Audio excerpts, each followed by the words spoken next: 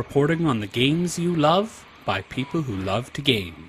The MMO Reporter Network. 2, 1. Hi everybody, from day 2 here at PAX East. We have had a busy day tonight. We've actually been to 2 parties tonight. We went to Neverwinter and Elder Scrolls Online and had fun at both, right? I'm not drunk. Don't say I'm not drunk. I'm not. No, believe me. Harry had a I great am night. sober. I'm completely sober. I had 2 cocktails, 1 vodka, 2 beers. No. Anyways, moving along, let's talk about what we did today and then talk a little bit about tomorrow. So you started off talking about some JRPGs, didn't you? Well, I didn't do much of the talking. Listen. There was a very interesting panel about a couple of journalists talking about if the JRPG genre is still actually relevant. And it was very funny. And one of the guys there was an American developer of a JRPG called Dragon Fantasy. And he was completely shamelessly self-promoting his game. So I had to reward that by going to his booth and actually talk to the guy. Awesome guy, great story. We have an audio interview with that coming up later on the network. Now, you got to go see the worst named peripheral? Or best named peripheral? Oh, you mean the flash? No, you're wait. Yes, I know. The stinky clean tag. I just said okay. The stinky footboard. No, he's not joking. No, that's the name of it. I'm serious.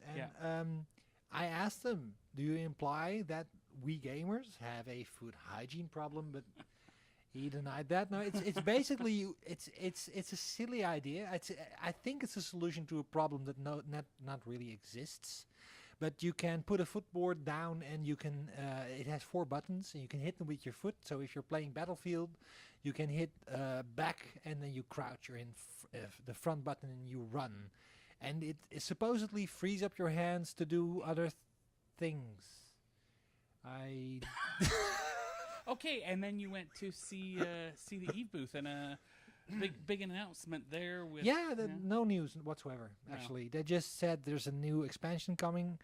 I honestly have forgotten the name of it. It's either Discovery or something else. It's stuck. Well, that's what he's saying. It's stuck right in his brain. No, well, okay.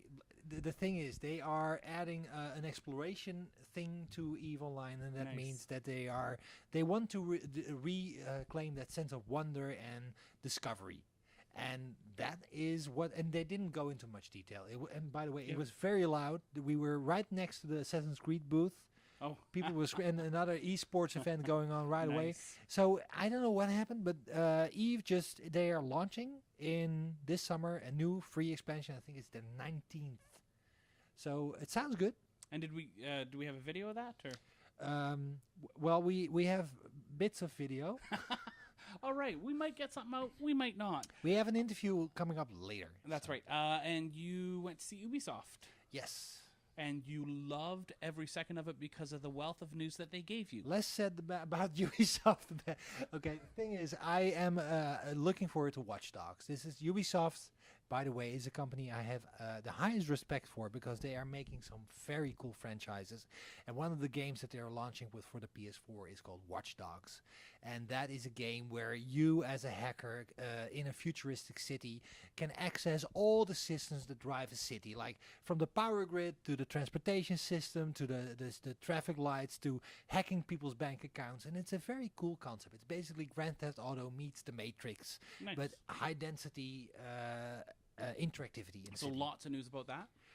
They showed the same freaking trailer that they revealed it with, but and this is the thing that really angered me, from the point of view of the security cameras. I'm not kidding you. This is the same footage. This is this guy who is beating up a crook and he's fleeing from the cops and he's jumping on a train, and we've seen this and this is awesome. And now we have the exact same animation, the exact same assets, but viewed from the security camera with a voiceover saying, oh no, this guy is now hacking this and this, and now, oh, he's running there, we must report this to our higher. Screw that, it's the same footage. Show me something new. I'm here to see. Okay. So, Anyways, so Ubisoft was interesting. You saw some other stuff too, but Well, nothing really worth mentioning. well, actually, Heroes of Might and Magic, and I thought this was pretty cool. I never got the series, so it's not a personal favorite. Bill is going to be very excited about this. Little history: the series stopped at 9. The company that originally created that series went bankrupt, and Ubisoft acquired the rights to Heroes of Might and Magic. And they've released several games, a collectible card game, a strategy RPG, and now they are finally bringing out Final Fantasy. God damn it! They're sorry, they're bringing Heroes of Might and Magic Part 10. And rather than just taking the name and slapping it onto a Skyrim clone, they're making an old school tile-based first-person view dungeon crawler, turn-based. Nice. And think Etrian Odyssey, think Wizardry, think old Ultima Underworld. Nice. I mean, it's you walk a tile, and if a creature is on another tile, they will not move until you move. So a little bit of a roguelike element there as well. You have a party, 4 characters maximum, and all your characters have their own skills and spells, and it is very old school. And they're going to release this as a downloadable, $25. And there were hints of an iPad version. Cool. So that was actually, from all the high-profile titles, I've seen Assassin's Creed, I've seen Watch Dogs. The only title that actually made me excited as an old-school geek is the new Wizardry, the Heroes of Might and Magic, There you go. number 10. All right. Not drunk. As for me, I did go see a WildStar presentation this morning. Really getting excited about that game. Talked a lot about housing. And how that's going to work, which is really interesting. And talked about some other game mechanics, including the combat and a little bit about character progression and zone design. And they showed off a zone that is actually the thing about Nexus, the planet the WildStar is made on, is that there's a former defense orbiting platform grid of asteroids sort of thing that used to be around and used to defend the planet, but now all of the people that are going in to harvest the resources from Nexus have destroyed that defense grid. But the asteroid belt is still around the planet, and there's a zone out there with lower gravity. Oh, awesome. And you get to, and combat's different. You know, ones where you jump up high and come down, those attacks affect differently because of that height and that. So that's kind of interesting. And housing, and so a few different things that they went and talked to the folks over at Firefall about the big changes. Today was the day they launched their big patch. They have taken away the tiers from the battle frames and simply made 15 different battle frames or classes basically that you can choose and then customize to your liking.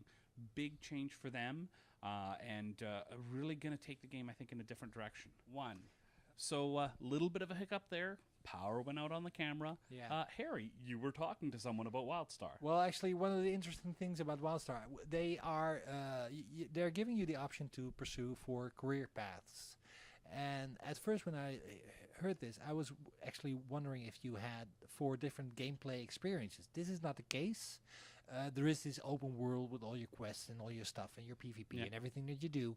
But the type of gamer that you are and the type of gamer that the type of career that you select at the character select screen influences the type of bonus content that you basically do.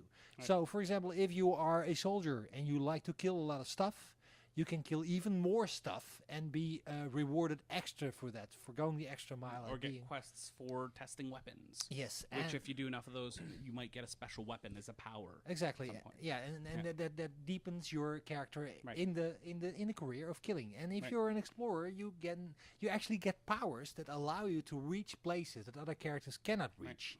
And that makes for interesting bonus content and gives some variety. Yes. One of the things I asked is if it's possible to try out your careers before, but no, at the current phase that you're in now, the rollout, the launch game will allow you to select a path at the start of the character select screen. So when you're, and they are thinking about adding tutorials, and they are not talking about the possibility of changing your path later on.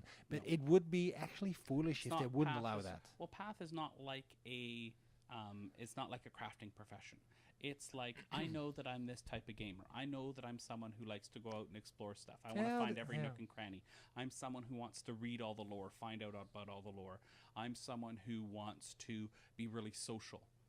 And they say that's the Richard Bartle scale of what MMO type of gameplay styles. Yeah, exactly. But it's still, to me, it feels like it's an interesting concept, and I like it. But I would like the option to change pace whenever I get bored. Let's say I make a wrong choice, and this is my first game. I don't know what I'm choosing. Harry, don't forget about your alts. I won't. Okay, so my last appointment of the day was with Bethesda for Elder Scrolls Online. I got an hour and a half of playtime with the game. Super fun. Talked to Brian, I can't remember his last name. Brian May. No, long hair, long flowing hair, guitar. No. Talked to Brian, lead PvP designer, about more than just PvP, and can't wait to get that video. So that was pretty much our day. Make sure that you check out all the videos on YouTube, right, Harry? Especially the ones that we made, right? Because there are like 3 million videos on YouTube, but the ones that we made would be good. We would appreciate it. Take some time out of your busy schedule to subscribe to MMO Reporter /user/MMO Reporter Network. Very nice. Well, nicely done. So thanks, everyone, and good night from PAX East Day 2. Okay, I need another drink.